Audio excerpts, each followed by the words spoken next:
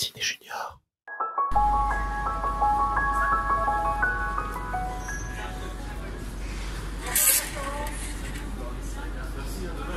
Me voilà dans le métro, dernière ligne droite avant l'arrivée à la salle de cinéma. Et ne voulant pas arriver sans rien savoir du fonctionnement d'une salle de cinéma, parce que les salles de cinéma sont les poumons du festival Ciné Junior qui fêtera sa 33e édition dans plus de 60 lieux partenaires du Val-de-Marne et d'Île-de-France, j'ai ainsi décidé de faire appel à une des personnes les plus à même de répondre à mes questions, et peut-être aux vôtres, mes chers petits auditeurs, concernant le fonctionnement d'une salle de cinéma et du métier d'exploitant de salle, Natacha Junio, du 3 Cinéma Robespierre de Vitry-sur-Seine. Oui, bonjour, moi je suis Natacha Junio et je travaille au cinéma de Vitry-sur-Seine, les Trois Ciné Robespierre. Et là, je m'occupe de la direction de la salle et de la programmation. C'est quoi un exploitant de salle exactement? Un exploitant de salle, c'est celui qui s'occupe de gérer la salle de cinéma, donc à plusieurs niveaux. Donc c'est un bâtiment, une salle de cinéma, donc il faut s'occuper de que les salles fonctionnent, les projecteurs fonctionnent. Donc il y a tout l'aspect technique, l'aspect sécurité aussi du bâtiment, parce que c'est des établissements qui reçoivent du public, donc il y a toute une série de normes à respecter, d'évacuation en cas de problème, etc. C'est un bâtiment où il y a donc aussi une équipe qui travaille, donc des gens, des projectionnistes, des caissiers, des gens qui font l'accueil, des gens qui présentent les films au jeune public, qui animent des débats, qui font la communication. Donc c'est aussi s'occuper de toute cette équipe, de faire que tout se passe bien. Et puis c'est aussi, évidemment projeter des films, hein. C'est le but ultime, c'est de pouvoir montrer des films au public, à tous les publics, donc les jeunes comme vous et aussi, les plus vieux. Donc voilà, donc c'est proposer des films qui correspondent à tout le monde. Et comment vous êtes devenue exploitante de salle? Un peu, par hasard, enfin disons que j'aimais beaucoup le cinéma et que j'ai cherché un peu, les différents métiers qui m'intéressaient, et puis j'ai fait plein de stages dans plein de domaines différents du cinéma.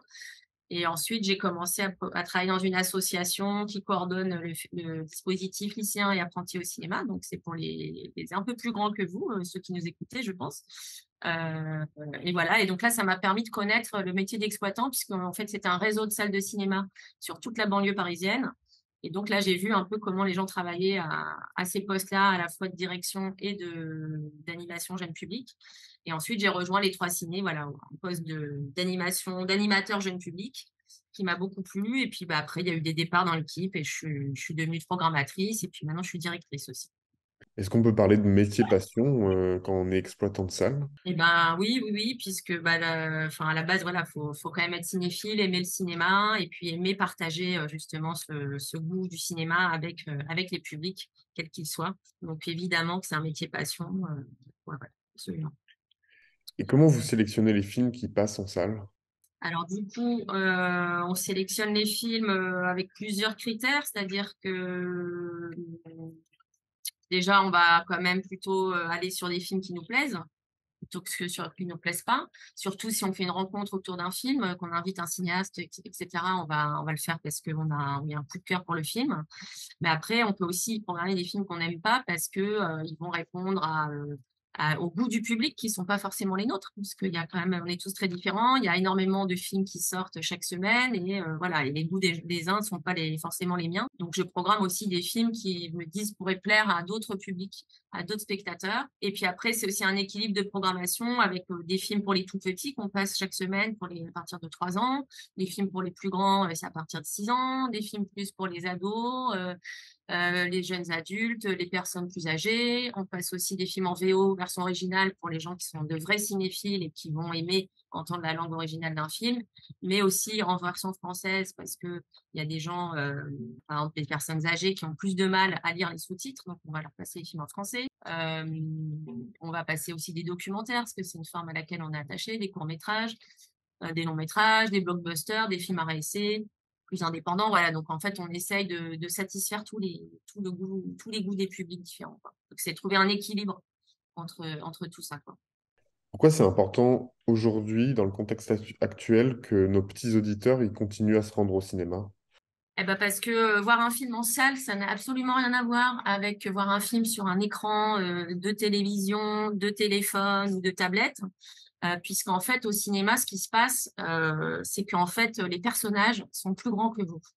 alors qu'à la maison, c'est l'inverse. Et du coup, ça crée vraiment quelque chose de tout à fait différent sur vos émotions, sur voilà, comment vous allez être capté par le film. Je pense que c'est quand même ça l'essentiel, parce qu'on parle toujours de la dimension collective du cinéma, euh, qui compte évidemment, mais bon, à la maison, on peut retrouver cette dimension collective, on peut être en fratrie, avec des amis, etc. Mais c'est vrai que dans la salle, on rencontre des gens on va vivre les émotions en même temps que d'autres spectateurs qu'on ne connaît pas. En plus, s'il y a un débat derrière, ça permet d'échanger avec d'autres spectateurs, d'échanger des points de vue différents, de se confronter à l'autre. Donc il y a ça et puis bon après bon, on est dans la salle, il fait noir, c'est des conditions professionnelles de diffusion du film et puis vous pouvez certes vous endormir ou sortir de la salle, mais normalement vous êtes pris, vous pouvez pas faire pause quoi. Alors qu'à la maison c'est différent. Mais je pense que c'est vraiment cette idée d'avoir des personnages qui nous dominent en fait, qui sont vraiment plus grands que nous et on lève la tête, comme disait Jean-Luc Godard, au cinéma on lève la tête, alors à la télé on la baisse quoi. Donc c'est cette idée, voilà, d'émerveillement, de découverte, voilà, d'être embarqué dans une histoire, quoi. D'ailleurs, quel conseil vous donneriez à un jeune auditeur qui souhaiterait devenir exploitant de salle comme vous?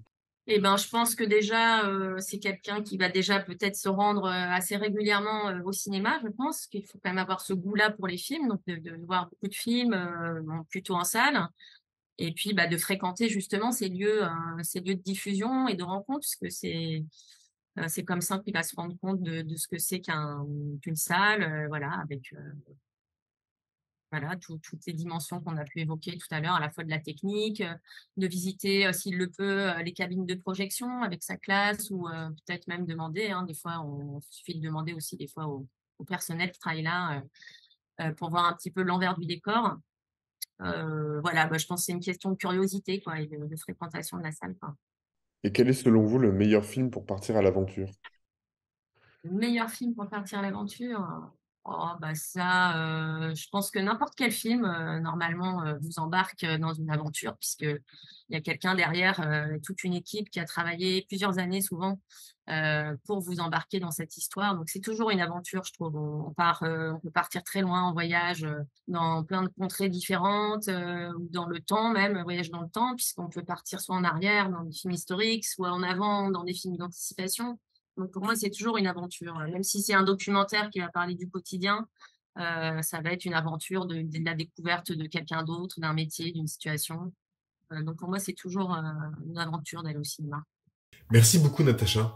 Le métier d'exploitant de salle n'a désormais plus aucun secret pour moi. Et c'est le parfait timing puisque j'arrive tout juste devant la salle de cinéma. Cela me fait notamment penser qu'il y a un film que je veux absolument voir au Festival Ciné Junior, Les Trois Brigands, réalisé par Ayo Freitag. Un film parfait pour comprendre que tous les héros de cinéma ne sont pas forcément gentils, et que tous les méchants ne sont pas forcés de rester méchants, et que finalement, ce sont les aventures que l'on vit qui font de nous ce que nous sommes. Les Trois Brigands, c'est en fait l'histoire de trois brigands qui détroussent des voyageurs afin de faire grossir l'énorme butin qu'ils détiennent dans une caverne située dans une montagne. Rien ne les arrête jusqu'au jour où ils rencontrent Tiffany, une petite fille orpheline. Tout change alors dans leur vie.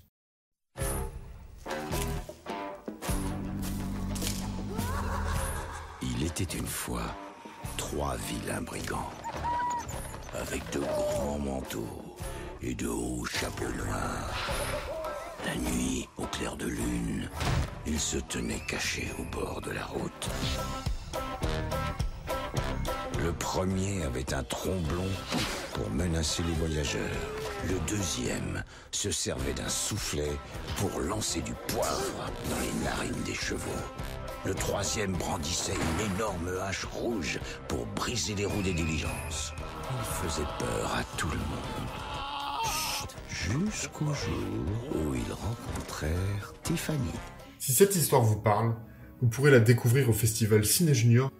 Sur ce, je vous laisse. Je vais me plonger plus précisément dans le programme.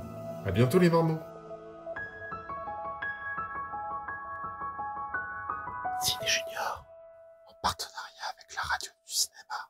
Cet épisode contient un extrait du film Les Trois Brigands de Ayo Freitag, dont les droits sont détenus par GBK.